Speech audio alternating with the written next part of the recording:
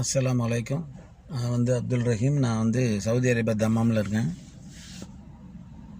இப்போ நான் இருக்கிற ரூம்புக்கும் என்னுடைய பள்ளிவாசல் 5 வேளைக்காக வேண்டி தொலைவு போகிற பள்ளிவாசல் ஒரு 600 மீட்டர் இருக்குது பார்த்துக்கிடுங்க.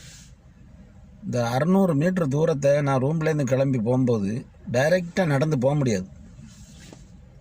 5 இடத்துல நிற்கணும். ஏன் அப்படின்னா மூச்சு கொஞ்சம் வாங்கும். சைடில் ஒரு லெஃப்ட் பக்கம் சைடில் ஒரு மாதிரி வலி இருக்கும். அது நெஞ்சு வலியா அது மேலே உள்ள வலியானே சொல்ல முடியாது. மற்றபடி நார்மலாக இருக்கும்போது ஒன்றும் ஆகாது. இது 100 மீட்டரை தாண்டும் போது, நடந்த 100 மீட்டரை தாண்டும் போது என்னால் கால் எடுத்து வைக்கவே முடியாது. கால்கள் அப்படியே நின்றும். நான் அப்படியே நிற்கணும். 2 நிமிஷம் 3 நிமிஷம் நின்று தான் அடுத்த அந்த 500 மீட்டரை கடந்து நான் போகணும் அந்த பள்ளிக்கு. பார்த்துக்கணும், இப்படி தான் இருந்துக்கிட்டு இருந்தது. திருப்பி தொழுதுட்டு திருப்பி நம்ம அந்த கடமைகள்லாம் முடிச்சுட்டு திருப்பி ரூமுக்கு வரும்போதும் திருப்பி ஒரு 5 இடத்துல நிற்கணும். அதையும் வலிக்கும், மூச்சு வாங்கும், ஸ்டாப் ஆகிடும், தன்னால் நிற்கணும். அப்போ என் கூட நம்ம ஃப்ரெண்டுங்க 2-3 பேர் வருவாங்க. அப்போ அவங்க தான் சொல்லுவாங்க, என்னப்பா இது, நாங்கள்லாம் போயிட்டே இருக்கோம், நீ என்ன நின்று வர, அப்படி உனக்கு என்ன செய்யுது எதுவும் செய்யும்போது நான் அந்த மாதிரி மூச்சு வாங்குது அதிகமாக. மூச்சு வாங்குறத விட வலி அதிகமாக, அந்த வலியை கடக்க முடியாது. அந்த வலியை கடந்து என்னால் நடக்க முடியாது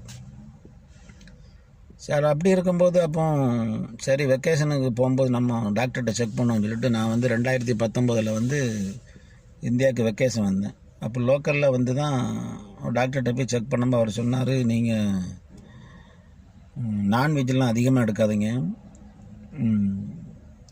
மீன்லாம் சாப்பிடுங்க, கொஞ்சம் வெஜிடபிள் சாப்பிடுங்க அப்படின்லாம் சொன்னார். அப்படின்னு சொல்லிட்டு கொஞ்சம் டேப்லெட் எழுதி கொடுத்தாரு, இதை சாப்பிடுங்க, 1 வாரம் பொறுத்து வாங்க பார்ப்போம் அப்படின்னாரு. அப்போ நான் அதை சாப்பிட்டுட்டு 1 வாரம் பொறுத்து 2வது போகும்போது ஒரு எக்ஸ்ரே எடுத்து பார்க்கலாம் அப்படின்னாரு. சரி இப்போ எப்படி இருக்குன்ட்டாரு. கொஞ்சம் பரவாயில்லாமல் இருக்குது, இருந்தாலும் அது வலி தீரவே இல்லை அப்படின்னு. இப்போ எக்ஸ்ரே எடுத்து பார்ப்பேன். எக்ஸ்ரே எடுத்து பார்த்துட்டு அவர் சொன்னார், அப்போ உங்களுக்கு இந்த ஒரு டாக்டர்கிட்ட எழுதி தரேன், நீங்கள் அவர்கிட்ட போய் காண்டாக்ட் பண்ணுங்கன்னா. அப்போ அவர்கிட்ட போனோன்னா அந்த ஒரு பெல்ட், அது 12 மீட்டரை என்ன சொல்லுவாங்க, அது சரியாக எனக்கு சொல்ல தெரில, அதில் என்னை ஓட விட்டார்.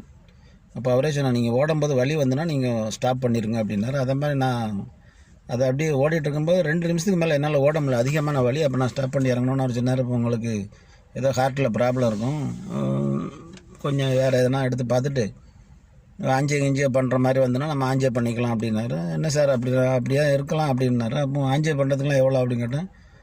ஒரு 1,80,000 2 லட்சம் ஆகும் அப்படின்னாரு.